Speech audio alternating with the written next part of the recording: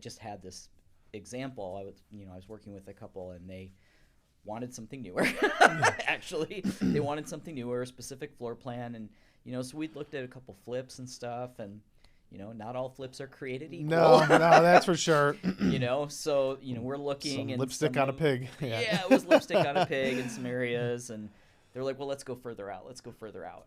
And I told them, the two of you need to sit down and have a real serious conversation about what you're trying to accomplish. Where are you spending most of your time right now? Sure. We're right there in the Tri-Cities, like those cute little downtown areas, hitting our favorite restaurants.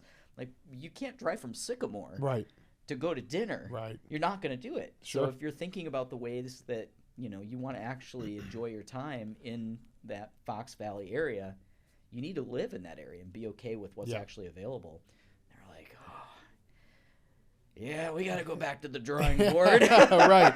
Well, you put it into perspective, and now they're thinking about it. But even commuting to work, I've had borrowers, like you said, kind of going a little bit further out to look what, to find what you're looking for.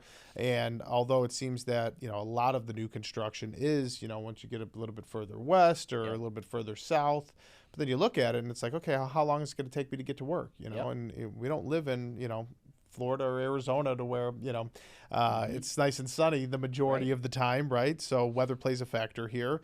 And I've had a lot of buyers that backed out on deals because, they thought that's what they wanted. They wanted to be a little bit further out, or they found that newer home or new construction. But at the end of the day, you have to, take a step back and say, where am I spending my time? If it's going to take me an hour one way to get to work,